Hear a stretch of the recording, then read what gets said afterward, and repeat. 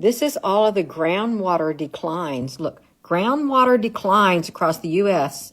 and the South. Oh, it's happening. A third of the world's underground water stuff, they're getting depleted. And what if all of that aquifers, all of them, what if they're going underground to these cities that people are going to live in? What if they are, you all? Think about it. A third of the world's underground water is being depleted. And look here in the United States.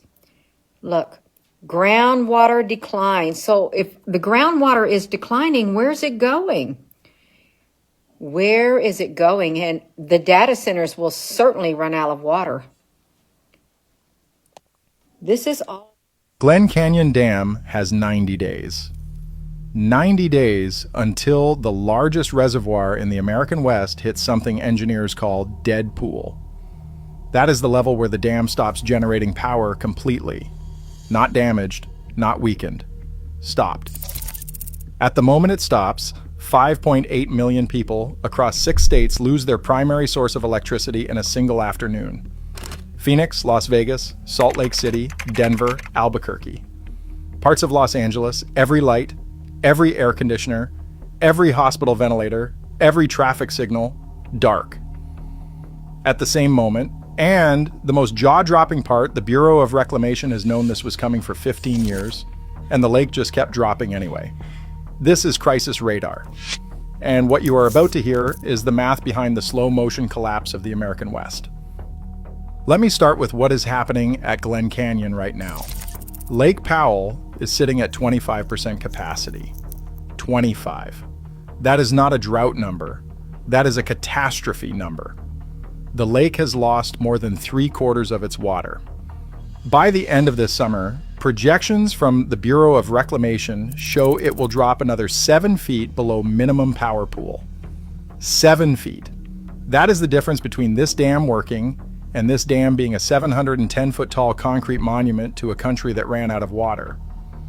Glen Canyon generates roughly 5,000 megawatts of hydroelectric power on a normal day. It is the second largest dam in the United States. It pushes electricity into the grid for Arizona, Nevada, Utah, New Mexico, Colorado, and parts of California. When the lake hits dead pool, the output does not gradually decrease. It does not taper off over weeks. It collapses to zero. Instantly. That would leave 5.8 million people staring at rolling blackouts that make the 2021 Texas grid failure look like a rehearsal. But Glen Canyon is not even the worst part. Upstream, the Bureau of Reclamation is already considering emergency releases from Flaming Gorge Reservoir, just to keep Glen Canyon's cooling systems alive. They are draining one reservoir to keep another reservoir barely functional. They are robbing Peter to pay Paul because Paul is dying. Downstream, Hoover Dam, the dam from the postcards, the dam every kid sees in their textbook, is facing a 40% cut in water availability. 40%. That is not a trim, that is a gutting. Now zoom out, because Lake Powell is just the visible tip of something much bigger. Right now, 62.78% of the western United States is in drought. Severe to exceptional drought. Arizona, New Mexico, Utah, Colorado, Nevada. These are not states having a dry year. These are states physically running out of water. And the kicker, the part that should make every American sit up straight, is this. According to the United States Geological Survey and tree ring data going back 1,200 years, this is the worst mega drought the American Southwest has experienced in over a millennium. Not the worst in 50 years. The worst since the year 800 AD. 1,200 years.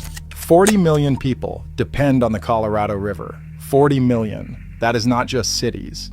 That is the agricultural backbone of America. The Central Valley of California, which produces 1/3 of all vegetables and 2/3 of all fruit and nuts grown in the United States, runs on Colorado River water.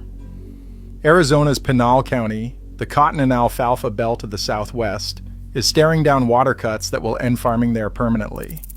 Nevada has already had its allocation. Shalom, Yasha. As you can see, this is what we're heading into. And I just put famine, KJV. But before I get into this lesson, I'm going to give all praises, honor, and infinite glories to Yahweh, Bahashem, Yahweh Shai, Bahashem Chachodash, and double honors to the beloved elders and the apostles at Great Millstone that taught me this truth. While peace and salutations to all you hopeful elect Akim out there laboring that are pushing this word in truth and in sincerity. This is your brother Amar from the GMS Boise, Idaho camp, and I'm doing this lesson, based on those a couple videos that you saw, which is just some quick facts, some scary, I guess you could say, statistics that is going on with the water supply, and just in my area here in Idaho, this has been a record low year for the mountain snowpack. There are certain trails that I like to hike in the summer that are already opened.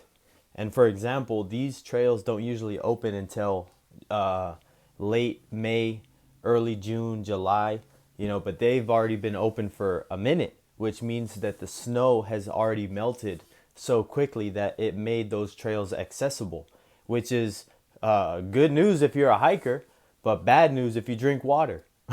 Because the snowpack that we get in the mountains directly impacts how much irrigation water the farmers can use. And I had a bulletin or email sent to me from my irrigation district that I live in, and they said that we're actually getting a 40% less irrigation water this year because of the state of the drought that we are in here in Idaho. We're not here at the highest levels of not having any drought, but they're taking it back a couple notches, and that's why my water turned on almost a whole month late. I had just to use the house water just to keep the grass alive, and stuff like that, but that's never happened before in all the years that I've been at this house. Irrigation has always turned on, right on time, but they delayed it more than 20 days, and they're also going to turn it off 20 days early. So they're going to drastically shorten the amount of time and the amount of watering that you can do, and you'll get fined if you go over or however they do it. They're probably just going to pull the plug and just make sure nobody has irrigation water and delegate it to the farmers, because there's certain canals in my area that fill up quicker than others. But, that's besides the point. The main point, Salakia, is that the drought is coming. And on top of drought, you have these farmers talking about fertilizer shortages. And if they're not talking about fertilizer shortages, they're talking about the lack of labor. Because you fucking dumbass Edomites, you pieces of fucking shit. I got more respect for a roach and for a rat, a little pig, more than the way these Edomites run this world, man. And that's why he's shooting himself in the foot by attacking his own food supply, which we know it's obviously, by design, and whether this man thinks he's doing it with his weather warfare or not. Because as you've seen what's going on in the so-called Middle East, they're actually getting flooded right now. And it's just so coincidentally that it happened ever since this man's radar and weather stations were taken out during the Strait of Hormuz conflict that happened a month ago, when the missiles were really flying. And Iran, Afghanistan, Iraq, all those places are actually getting flooded right now with the amount of water they're getting. So you see the balance shifting back, because the world is its organism. It's always gonna compensate for where there wasn't water. It's gonna make sure that the earth is its own living organism, and that's all I gotta say. The balance will be brought back one way or another. And whether this fucking devil, the Edomites, think that they can control the weather forever, they're wrong. And that's why every day you see, if you're here in Babylon the Great, those fucking lines across the sky, spraying barium and aluminum. And all that is weather warfare. Again, whether this man thinks he's acting on himself to cause famine and drought, but it's the Lord using Esau to bring these things. But this is a couple of scriptures that showed up for the King James Version word for famine. And the first one that I want to bring is Luke 21:11. This is and yeah, I'm gonna go to that chapter and then back up one, because if you notice, this layout is different. because recently the King James Bible app actually got hacked. If you noticed last week, or last weekend, I can't remember what day it was exactly, but you didn't have access to the King James Version online. But this is Luke 21:10. Then said he unto them, this is Yahweh Shai speaking, nation shall rise against nation, and kingdom against kingdom. And great earthquakes shall be in diverse places, and famines, and pestilences, and fearful sights, and great signs shall there be from heaven.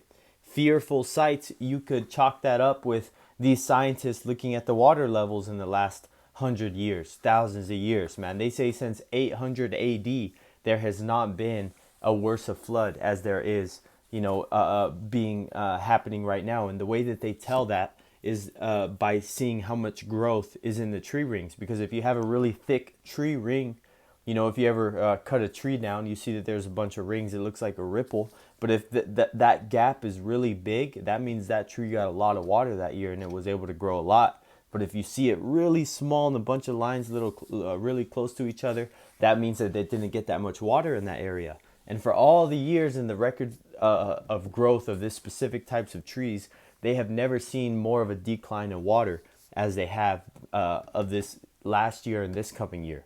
And I remember even seeing pictures of national, what is it called? The National Forest group that goes out and tests the snowpack and the snow levels.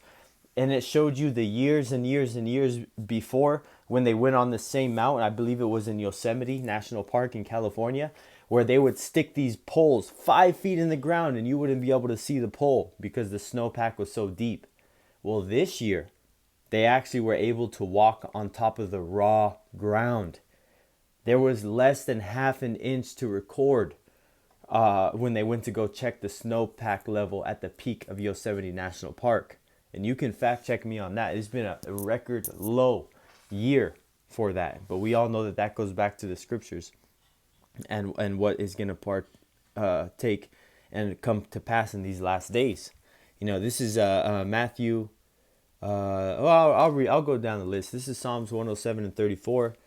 A fruitful land into barrenness for the wickedness of them that dwell therein. And we know that Psalms 107 is talking about our holy land, because if that holy land comes with you following the laws, statutes, and commandments, and that's why when a land is wicked, a good example is the Lion King, when Mustafa, whatever, was in charge. Mufasa was in charge. The land was barren. It was dried out. All the animals were gone.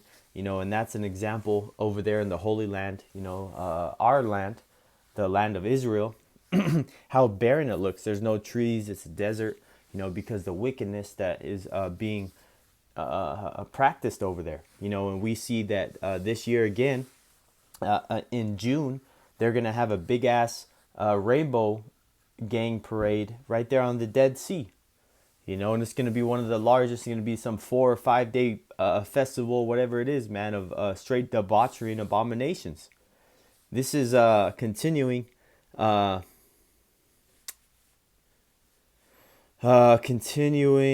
This is because even though that these things are coming down the line, and we can see that we are ultimately, because we live in this world, going to be impacted by these things. Hey, man, it's not your job as an Israelite with faith to even have any fear. Yeah, we're in the flesh. You're going to get worried. But this is Job 5:20. In famine, he shall redeem thee from death, and in war from the power of the sword. So Yahweh Bashim Yahushai and the Alahayim, the angels, Salakia, the angels, the messengers, they're going to make sure that we're taken care of. That we have enough to eat, that we're sustained, that we're nourished. And that is a promise that is given to those that believe and are living righteously under Yahweh Yahushai. This is continuing. This is a good one. This is Jeremiah 48:33, because this is an example of the famine. And joy and gladness is taken from the plentiful field, and from the land of Moab, and I have caused wine to fail from the wine presses. None shall tread with shouting, their shouting shall be no shouting. Because ultimately, that goes back into the scripture that says they will not drink their wine with gladness. They will drink their wine with a mourning, because of how bad things are going to get. And this is they're going to turn the plentiful field is taken, which means, hey man, you're not going to be able to plant anything there. You're not going to be able to get a harvest. And let's say you're not worried about the rain. Well, guess what? The groundwater directly affects how much irrigation of water that these fields and these farmers can get to. Especially if you're here in the area that I'm at, we're in an arid desert. We technically live in an arid desert. And an arid desert means that you are well above, more than 5,000 feet above sea level, and you're in a desert because you don't get that much rain, and it's pretty hot here, and that's the climate of this area in Idaho, the South Idaho. This is continuing. Yep.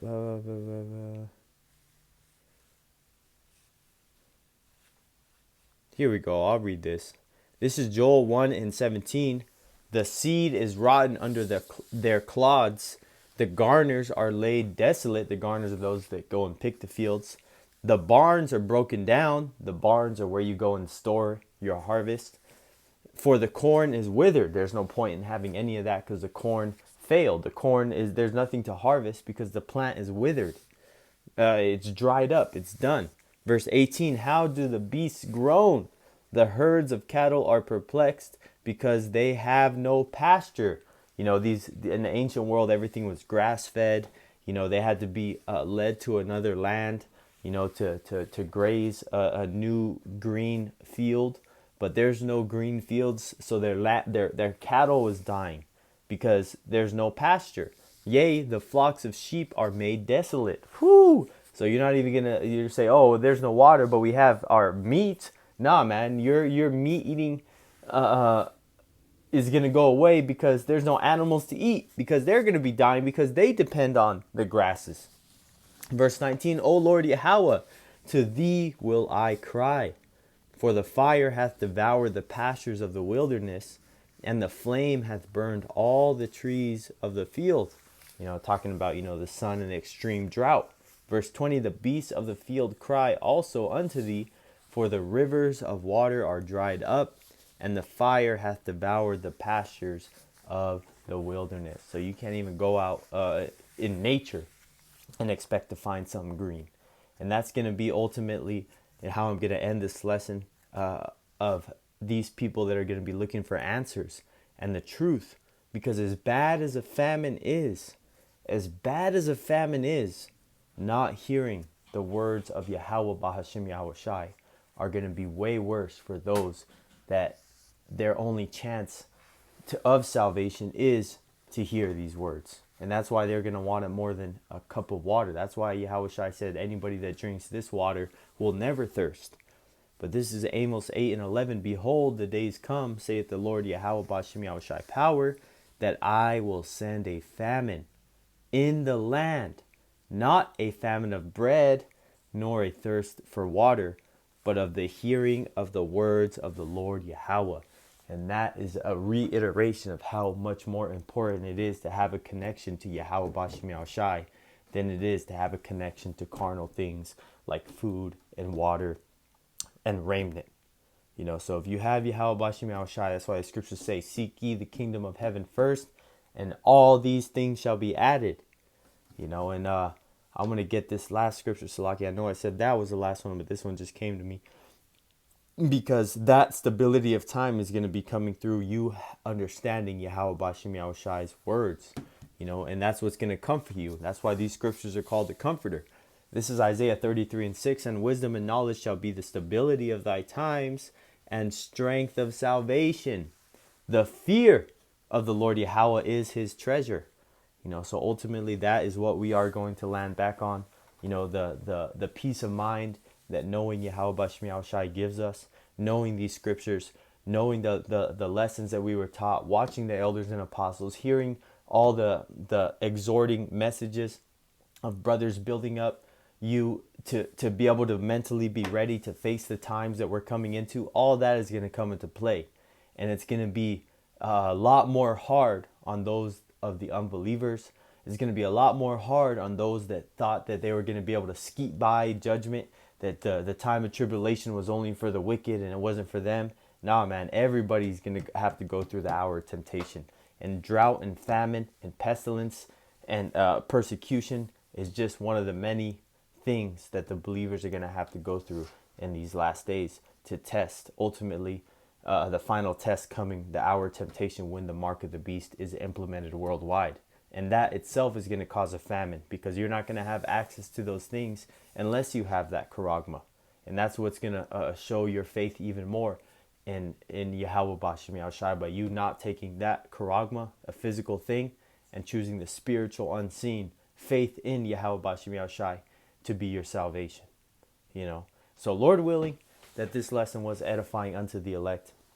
Till next time, I would like to give all glory, honor, and infinite praises to Yahweh Bahashem Yahushai Bahashem Chachdash, and double honors to beloved elders and the apostles at Great Millstone that taught me this truth.